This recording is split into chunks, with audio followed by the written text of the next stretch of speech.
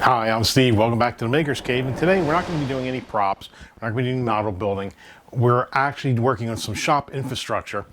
Back over here is our Ender 3 Pro 3D printer. And it's been working like a champ for like 3 years now.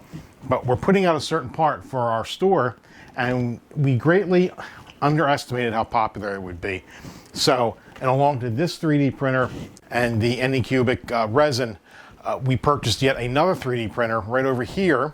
This is an Anycubic Vyper, one of their new 3D printers. It got good reviews.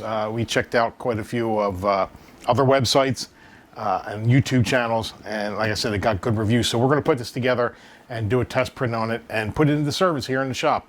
All right, we'll take everything out of the box. One of the things that I liked about when I was watching the reviews is there wasn't much to assemble in this. I think it came in like 3 different pieces. That was nice. And the other thing that we liked about this is it had self-leveling.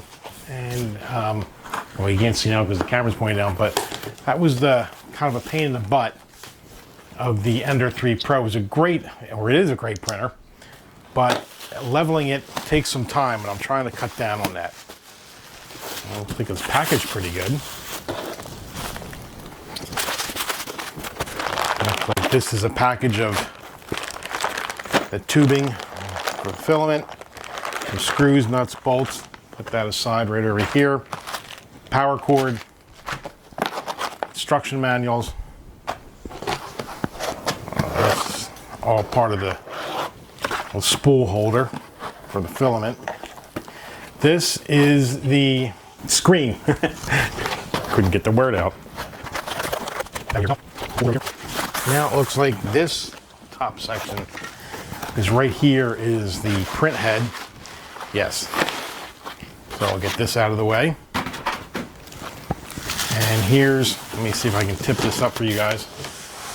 Here's what it looks like on the inside. This part here is the gantry. So I'm going to lift this. Does this come out of the foam? Yeah, it looks like this comes out of the foam. I want to be careful with this. It's really packaged nice. And there you go. And there's another advantage right here. And over here is its dual Z stepper motors, where the Ender 3 just had one in the middle. This has dual, which gives you a little bit more stability. I'm going to put this right over here for now. See what else we have. More foam. And on all the websites, this is, you can see in here, this is a magnetic build plate. It was getting a lot of good reviews. You just flex this and your part came right off. I'm looking forward to that. So I'm going to lift this out of its box. I'm going to put this right over here. Okay, we can get rid of the box.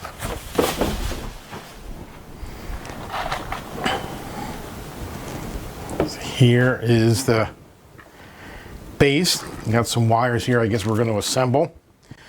And it does go this way. So let's just see what's all in the package here. And get the gantry out. I'll bring the gantry, put it right over here. Let's bring in my squeaky chair. And I guess we'll start off with the instructions. Now here's a nice little feature of the printer. It has a little built-in drawer that houses not only the tools you'll need to keep this thing running, but also for assembly. Right here you got some Allen wrenches. Over here we have some more flush cutters. And right there we have a nozzle. And down here is some wrenches that you use for changing the nozzles, also for assembly. And then there's a little thin tool right there, I think is for cleaning the nozzle out in case it gets clogged up. This is a nice little feature. All the tools are kept right there. It's secured in with a magnet. Very nice. Step one is they want you to jump right in with putting the gantry on. And let's see if we get some screws ready here. SD card, scraper, some wire ties, USB cable, very small sample of filament. production card, and here's are the screws that we're looking for. These are some replacement nozzles. Okay. There's 4 of these screws, and they go up from underneath. So I think what we're going to do is we're going to take all this and just put this on the floor for right now. The trick now is to put this in here. So I think we'll tip this on its side.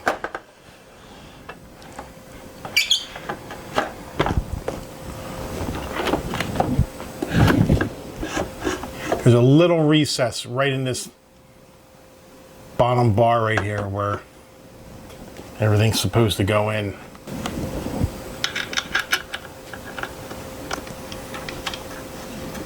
Just going to get it started and then move on to the second one.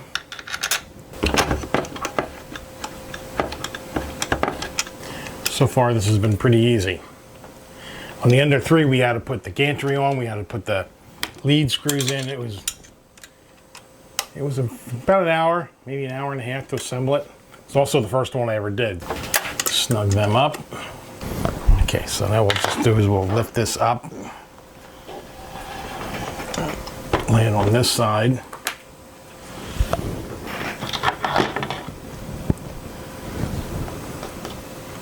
Put this screw in. There's little lock washers on here, so you want to make sure you use them.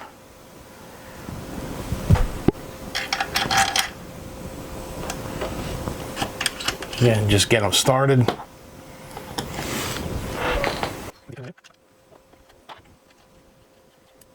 And we'll snug them up.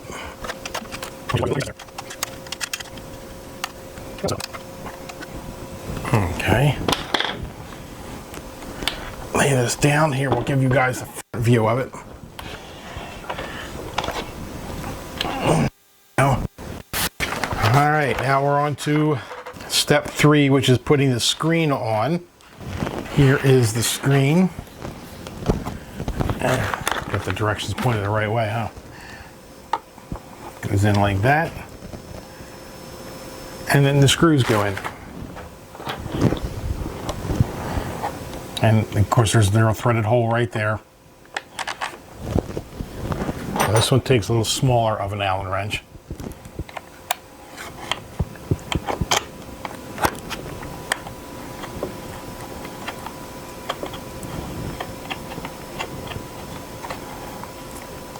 Not going to snug that up quite yet because I want to get the other one in there. I want to go in the front. Actually, I'm going to turn this a little more towards me so I can put this in.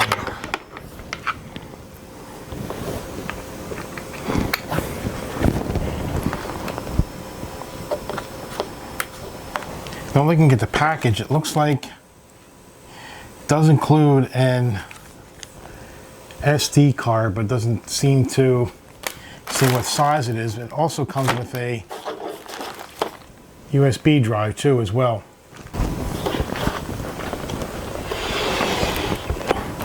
The screen's now on.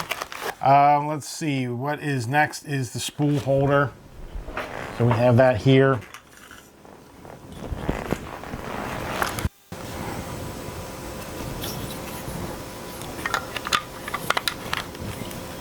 This just twists and locks in there. And the spool holder just kind of sits in there. Make sure I got it the right way.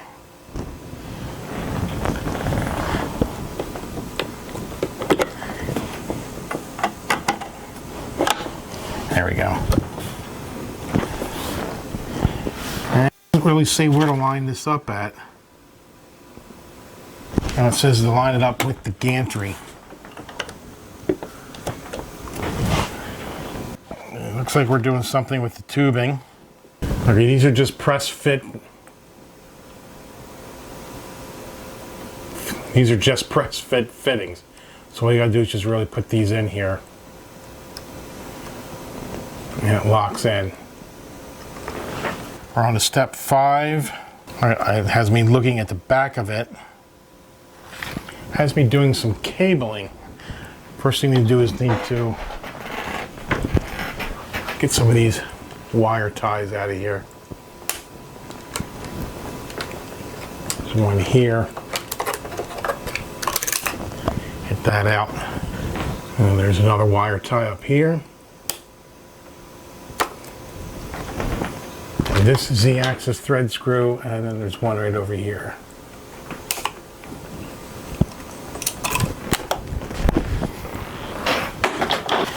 All right, now I want to take this cabling that was attached to the build plate. It looks like it only has two, I'm trying to figure where you guys can look at it. Only has two connectors, there's one here and one here. And I'm trying to see how it goes. The longer one goes up here to the print head. Does it have it going over? Oh, it goes through the bar like this. And the one that's farther down on the cable, over behind here. Let's see if I can move it around here.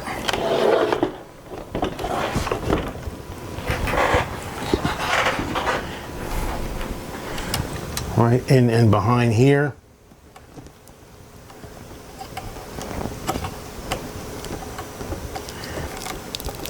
That's in there.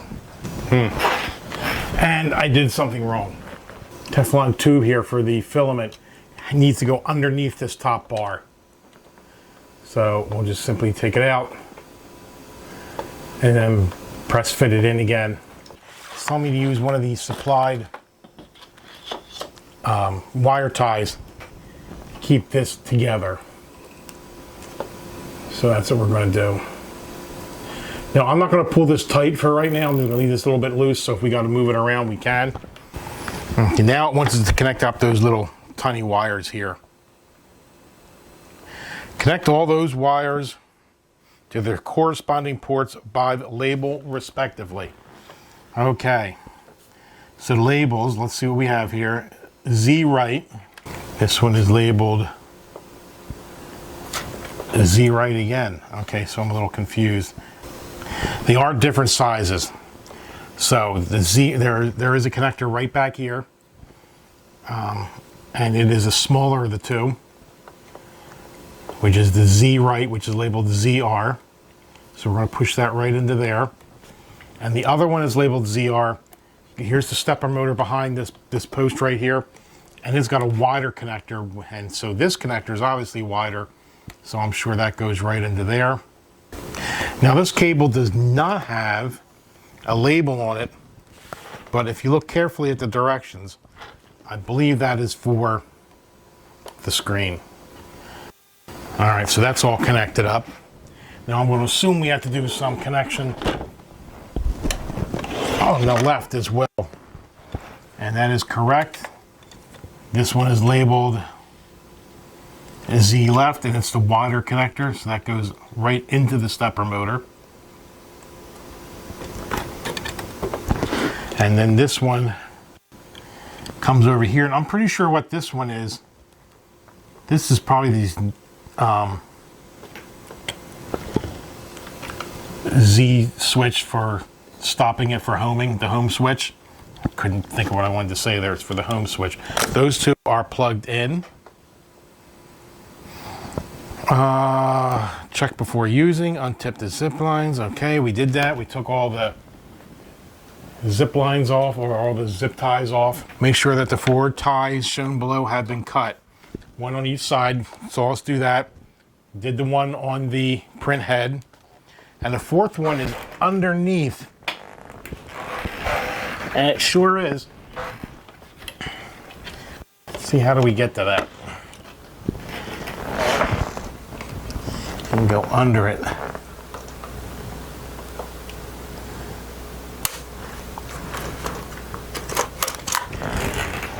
Zip tie number 4. Okay. Now, it wants us to start this thing up and start doing some stuff. Let me turn it around so you can see the business end of it.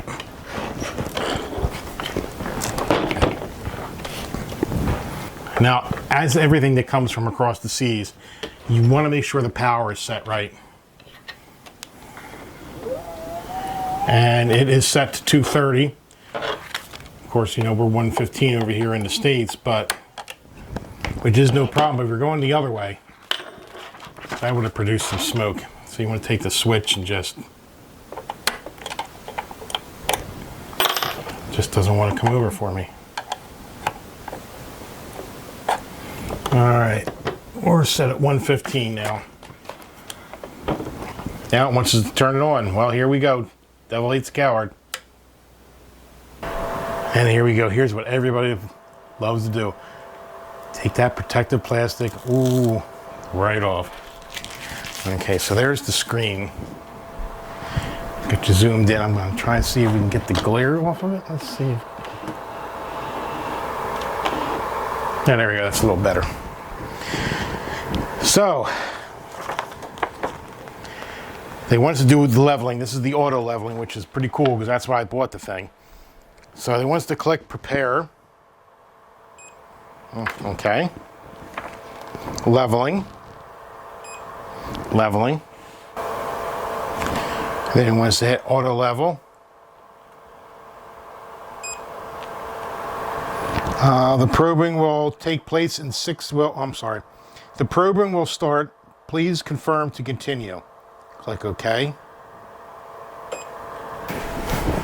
So what's happening right now is, let me zoom out a little bit for you guys. The auto leveling is taking place. And basically what's happening is there's a probe on here, and it's going to probe in 16 different spots on the machine. I can tell you right off the bat, this is much quieter than the Ender 3. Some people are complaining about the sound of the fan, but it's not that bad. It was more annoying on the Ender 3 than it was on this.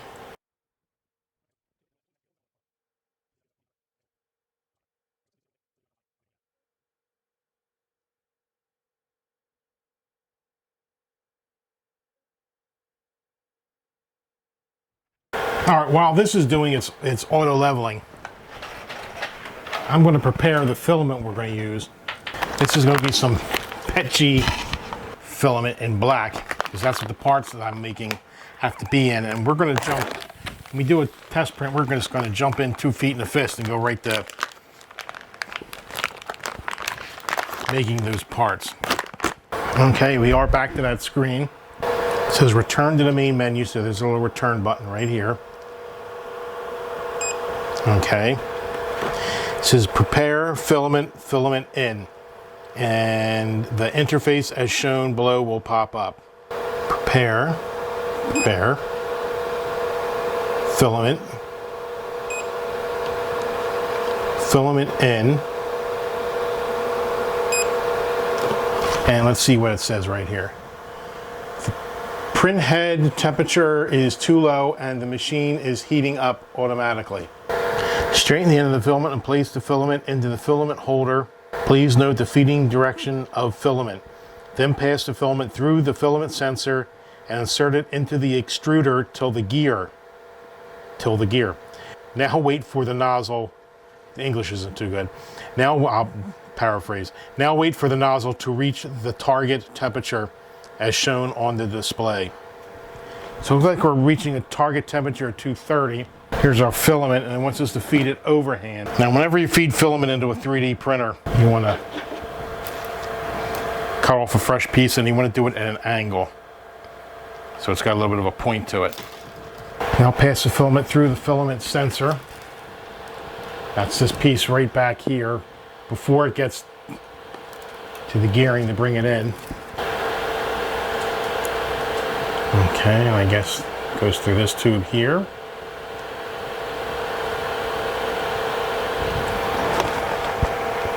Then pass the filament through the filament sensor and insert it into the extruder till the gear, which basically means you're going to push this in. There's a gear in here that feeds obviously the filament, so you're just going to push it to you feel resistance, and that's the gear. So you want us to wait right there. And then it wants us to wait for that to come up to temperature. When the nozzle reaches the target temperature, which it has, It's 230. That should be fairly good for PETG. I like 250. When the nozzle reaches target temperature, click filament in. The filament should automatically feed. Let me see if I can paraphrase here. The filament would be automatically fed in by the extruder, and it would be melted through the nozzle. Now click stop. What's happening now is maybe too slow for you guys to see, but the filament is actually feeding in. And what we're going to be looking for now is for the nozzle to start oozing. And it looks like it is. There we go, it's starting to ooze now. Alright, so I'm going to push stop because that's what it told me to do. Stop, you may use tweezers to clean the filament residue on the nozzle tip. So now it wants us to put in the SD card into a test print. Alright, I'm going to put our model on here real quick. Okay, I've loaded on the G code, and now that goes right in the SD card slot right here. Click print.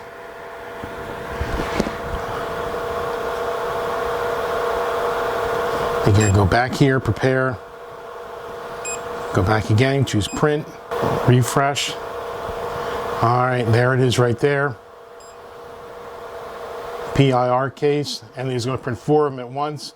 And we are going to click print. What we've done is we put the SD card in here.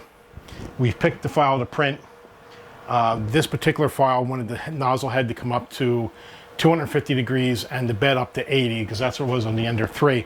I want to see how it prints. It lays down the first couple of layers, and if it looks good, I'll let it go. If not, I'll come back and I'll change it because it did it when we loaded in the filament. It brought the head up to 230 degrees, and the filament was flowing very good at 230 degrees. So maybe on this printer, I don't have to have it set at 250. The bed temperature is still coming up to 80 degrees. With PETG, you usually want to have a heated bed to make sure it lays down real good. Now, I didn't put anything on here, and you can feel the heat on the bed. On the Ender 3, I have a glass plate, and I have to use hairspray in order for my parts to lay down and stick on the first couple layers. According to everybody in all the reviews, you didn't have to do that. That this flexible build plate right here seemed to be just fine. So we'll see. Oh, it does. It is laying down a pretty decent line. Okay. This is where the auto leveling all comes into play. So if you can, I don't know if you can see or not, but it laid down a line right there. Now the first thing it does is it makes a little outline, not necessarily a skirt, but it just makes an outline of your parts. And it seems to be laying down rather nicely. Oh, okay, hold on, we need to stop it.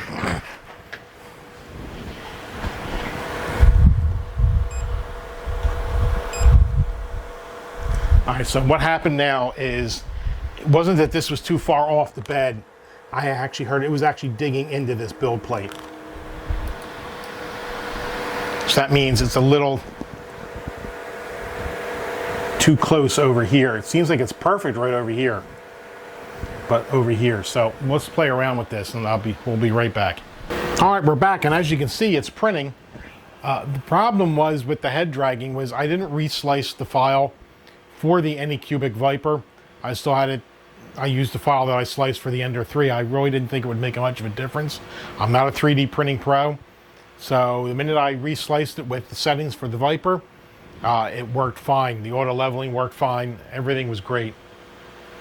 So now we're going to let this is a 7-hour print, so we're going to let this go for right now, and then come back tomorrow morning and we'll see what we have. Okay, well, it's actually been a couple days. I had to reprint this, and let me show you exactly what we were talking about. Now, the bed is cool when they got done printing this. Like I said, it's actually a 10-hour print, not a 7-hour, like I said. So they popped right off. When I originally did this, let me show this to you. There was a lot of damage in here when it was printing. Everything was kind of squished. And that is because the print head, even though the auto level did a good job, it still didn't quite get it spot on, so I had to adjust it a little bit, which after reading is pretty common.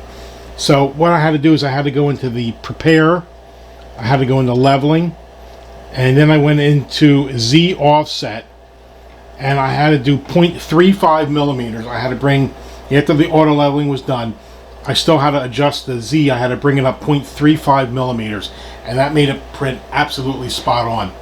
So now it's time for my final impressions on this machine. I like it. I really, really like it. We have some upcoming projects, and I can't wait to put this thing to further use. You saw some of that. Let's go over some of the pros. The pros, simple setup, really simple. It was basically the gantry screwed on and the screen screwed on, and that was about it. The other pro is the flexible build plate it comes with, magnetic build plate. That was terrific. The parts just popped right off. Storage tray right here. The menuing system with the LCD screen, very simple, very easy to navigate. And the biggest plus was the auto leveling. Even though I had to adjust the Z offset, that was nothing compared to the 20 minutes that I had to take to set the Ender 3 Pro, the Ender 3 Pro up when the bed goes out of level. The auto leveling is, that makes it worth the money. And this is only about $350. I think I got this off of Amazon. I'll put a link below. I'm trying to think what else there is. The spool holder worked just fine. Spool holder. The auto advance on the filament to load it up, that worked really great. Just push a button, it automatically feeds it right through. On the Ender 3, sometimes when you change filaments, it's a little finicky trying to refeed it through the tubes. With the auto feed, that made it really easy, or the auto load, whatever you want to call it. It does have an auto out sensor, so if filament does run out, it'll stop printing. That's a big plus. The Ender 3 Pro does not have that, so it'll keep going even after the filament has run out. So yeah, I would highly recommend this. I think it's a great first-time printer for anybody, and I think it's great for advanced users as well. So like I said, I'll put a link below to everything we did here, everything we used with the printer and the PETG filament. I hope you found this helpful. If you did, be sure to hit the like button. If you want to see more of the stuff we're going to be doing, which is going to involve the printer, be sure to hit the subscribe. And if you want to be notified when my videos come out, be sure to hit the bell. So until next time, I'm Steve, and thanks for stopping by the Maker's Cave.